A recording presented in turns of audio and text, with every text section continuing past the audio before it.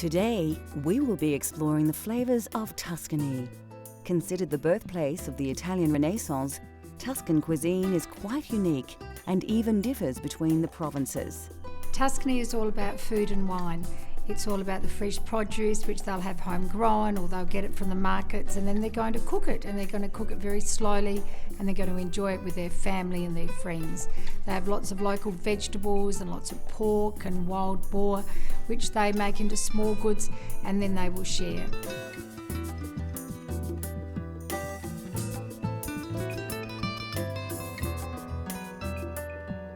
To create a classic pasta dish, of course you need pasta.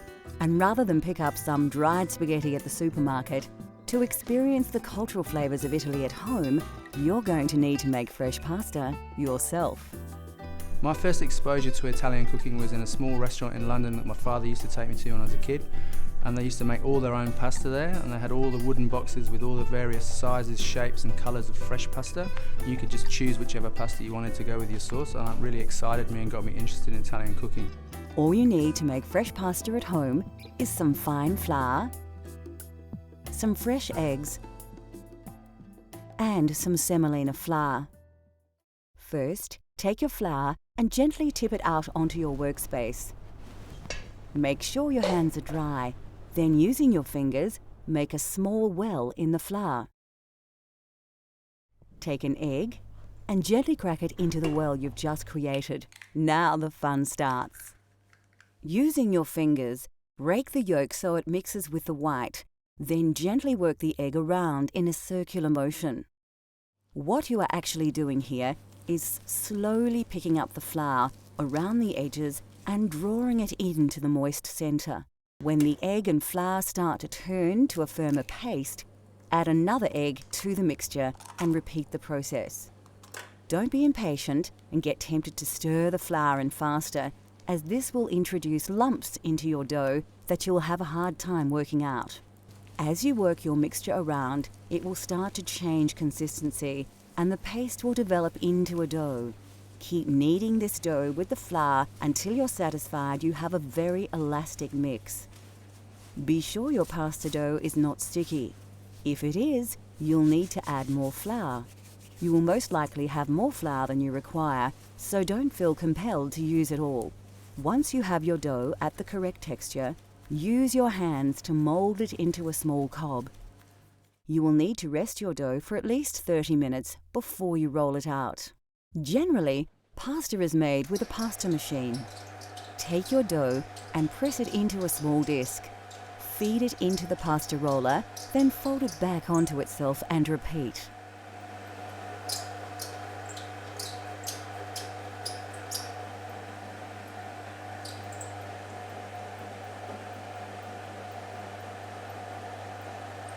Keep rolling the pasta dough out until you have a long, thin sheet of pasta ready for cutting. Now, add your chosen pasta cutter to the pasta machine. Lightly dust your rolled dough with a little semolina and carefully slice your pasta. Once cut, dust your fresh pasta with semolina and put it aside for later. We'll cook our fresh pasta in a fettuccine al funghi later in the show.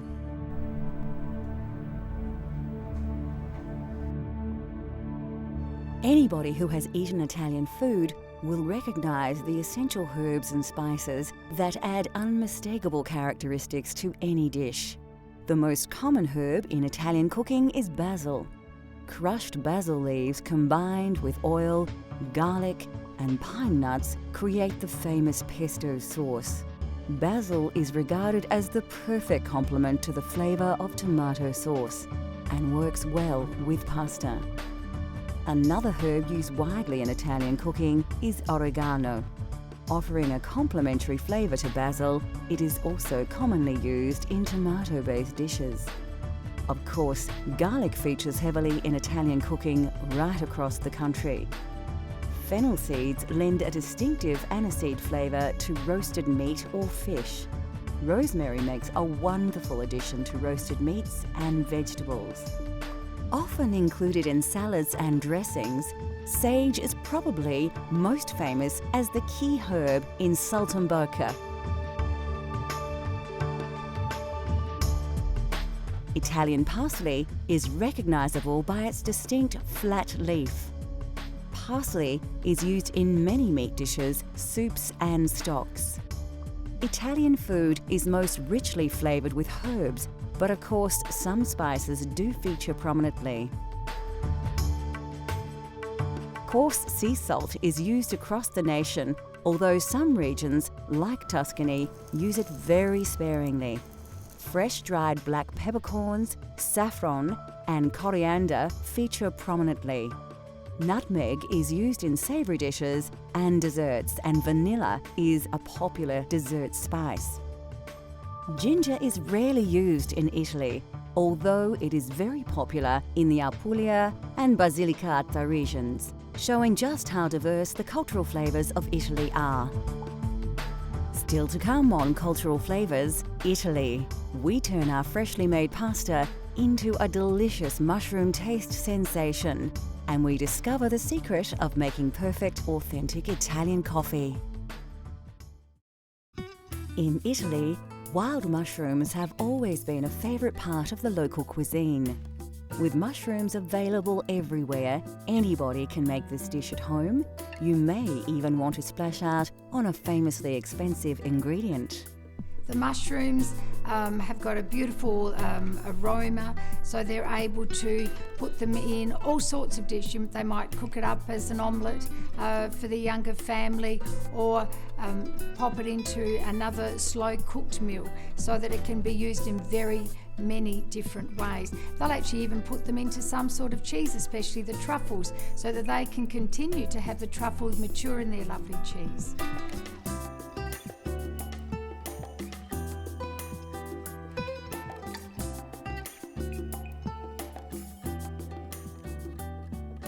For this dish, you will need a selection of mushrooms. You can use fresh local varieties or a combination of fresh and dried.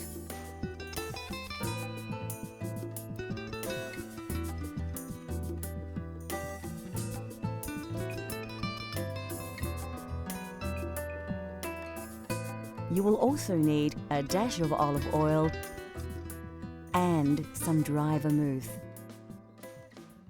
First, take your Italian parsley and chop it finely. It's important to use fresh parsley in your pasta dishes, as the dried alternative can lack flavour. Put it aside, as you will need to add it to your dish much later. The next step is to slice your mushrooms. The trick here is to try and keep the size uniform so they cook evenly.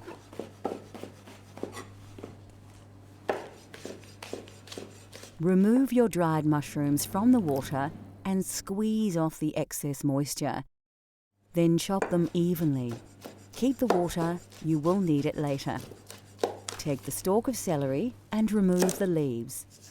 Chop into lengths, slice along the grain, then finely dice into small blocks to avoid large chunks of this strongly flavoured vegetable masking the delicious mushroom flavours. Next, chop your garlic and slice your red onion. Put the ingredients aside and heat up your pan.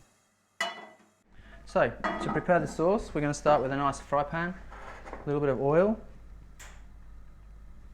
We want the oil to get nice and hot, almost smoking. The first thing we're going to add is our mushrooms, so they get a nice bit of colour on them. Brings out all the nice flavours, so they don't go soggy. After the fresh mushrooms have braised a little, add the dried mushrooms, then the celery, onion and garlic, and a sprinkle of salt.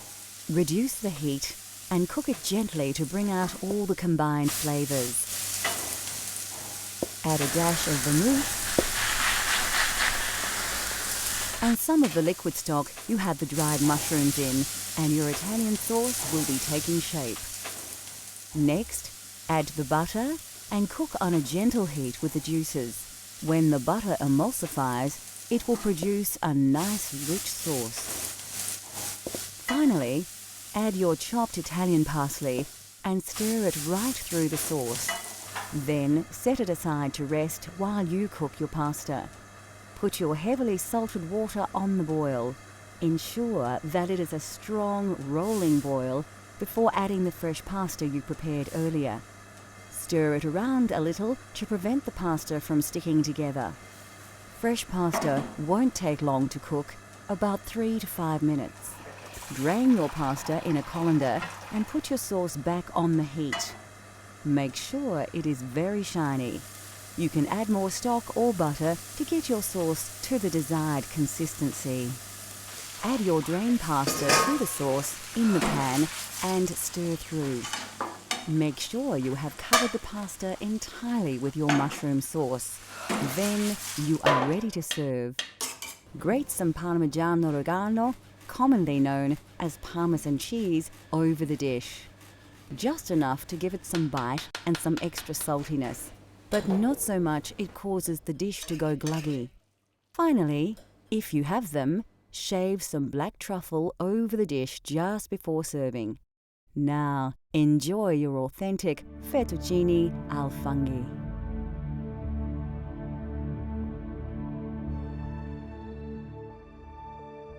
Italy is said to be one of the healthiest nations on the planet, and this is in large to do with a healthy diet, rich in vegetables and vegetable oils.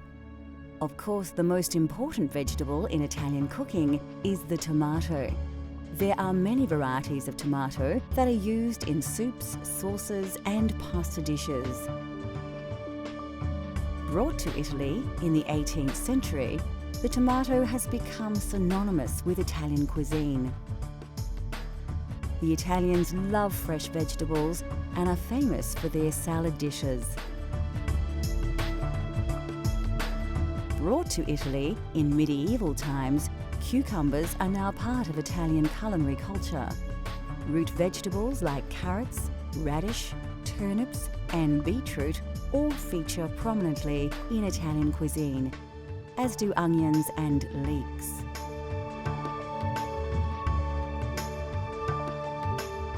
Cabbages, cauliflowers, spinach and rhubarb are also part of the Italian diet. Squash and pumpkins are often used as an accompaniment. Bell peppers and potatoes also have become part of Italian food culture. Melons, like cantaloupes named after the town of the same name near Rome, are often presented as a dessert. Asparagus is a common ingredient in many Italian dishes. Mushrooms are highly regarded in Italian cuisine, especially in the provinces in and around Tuscany.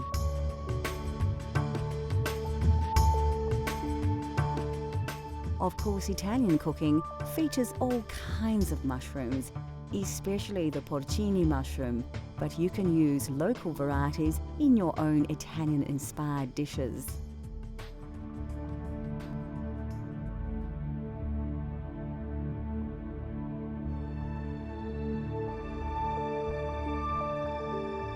Coffee originated in the highlands of Ethiopia and quickly spread across the Islamic world during the Middle Ages. It was only introduced to Europe via Italy as late as the 16th century by Venetian merchants who had been trading with Muslims from the East. Yet, we must thank Italians for defining coffee culture as we know it today. Italians are deeply passionate about their coffee, so naturally the quality of bean is exceptionally important. Coffee comes in 2 varieties, and Italians overwhelmingly prefer Arabica over the cheaper Robusta bean. Roasting beans changes their colour, taste, smell, and Italians enjoy a full roast bean, which are rich brown in colour and have a slightly oily surface.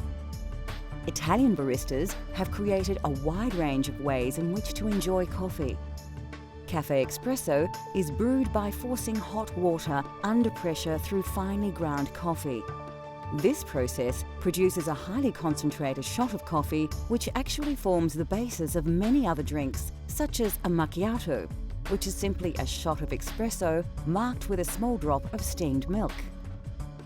The most well-known Italian-style coffee is, of course, the cappuccino, and this cultural flavour of Italy has become increasingly popular right across the globe.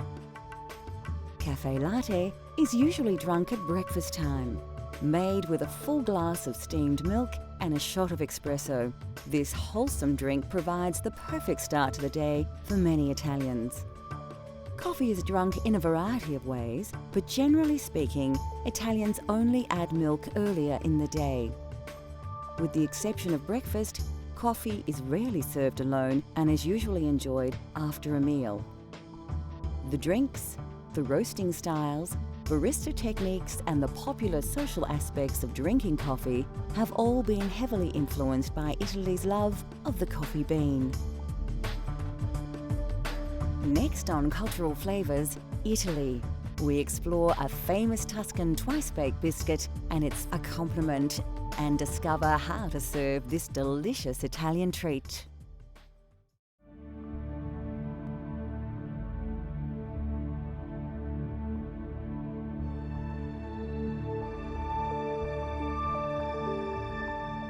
There are hundreds of types of pasta, but generally authentic pasta is made from durum wheat flour or semolina, which accounts for its yellow tinge.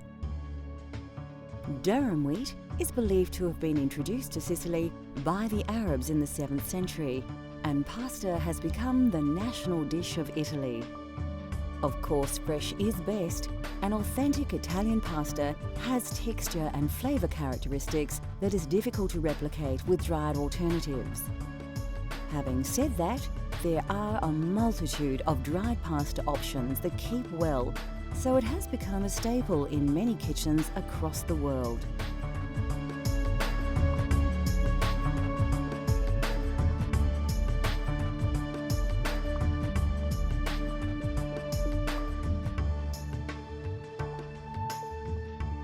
Italy produces 25% of all the olives grown globally from hundreds of varieties of olive tree.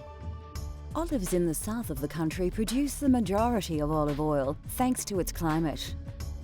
In the north, due to the frosts, olives must be harvested much earlier, so their yield is much lower.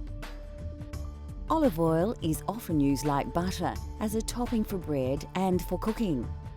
Olives are eaten on their own, as an accompaniment, in salads and also cooked dishes. Italian meals often feature breads, and there is a wide range to choose from.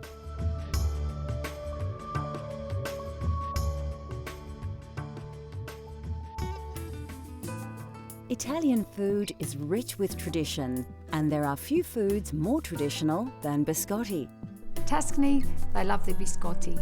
So they'll go to the local market and they'll get their flour and their sugar and the nuts, whatever nuts mum wants to use that might be in season, and they'll go home and there it will be in their beautiful kitchen, and they'll start mixing the flour, the eggs, the butter, the nuts, and then they'll roll and then they'll bake.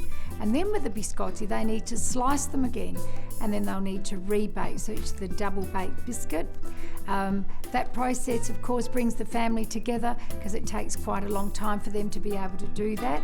And then more especially, those biscotti are shared with their family and their friends. And because they are so hot and so crisp, they'll be able to share them for the rest of the week.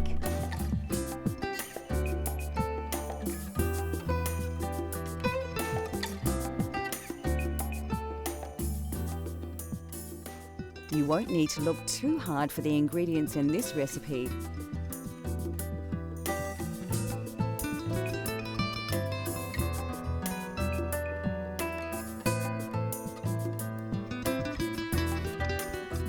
Place your butter in a bowl and add your caster sugar.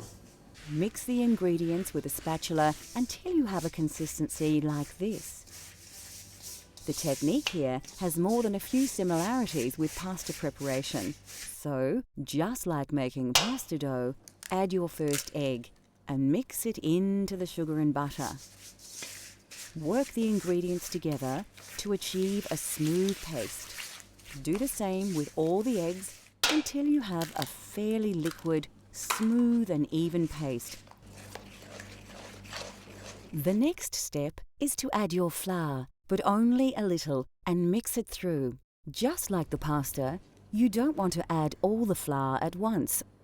This technique ensures you have a lump-free mixture. As you add the flour, it develops a more dough-like texture, but still a liquid. This is the time to add the other ingredients. Put your lemon zest and nuts in and give it a little stir. You'll soon realize that mixing with the spatula is no longer an option, and you will have to get your hands in.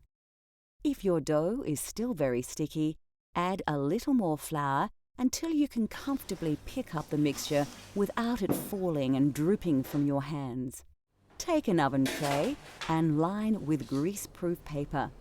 Place your biscotti dough, stretched out a little, on the tray, and now you are ready to place it in your 180 degrees Celsius preheated oven. Bake for about 25 minutes, or till firm. Remove the biscotti from the oven and allow to cool. When your loaf has reduced in temperature and feels firmer to the touch, you can place it on a cutting board and begin to slice into biscuits. Keep the slices thin and even. Lightly dust your papered oven tray with caster sugar and place the cut biscuits on the tray. Proceed to dust these with a little more caster sugar. Place back in the oven at 160 degrees Celsius for about 10 minutes. Your biscotti is now ready to serve, and there is no better way to enjoy biscotti than the traditional way. Although delicious on its own, biscotti is traditionally served with Vinsanto, or holy wine. You dip the biscotti into the Vinsanto and eat the biscuit, then dip again. Biscotti and Vinsanto are cultural flavour of Italy that you can enjoy at home. In a world where food is more often just consumed rather than savoured, Italian cooking has shown the way with simple, elegant dishes, uncomplicated flavours, and lightly seasoned sensations. Join us next time as we take you on another gastronomic journey so you can experience the tastes of the globe at home.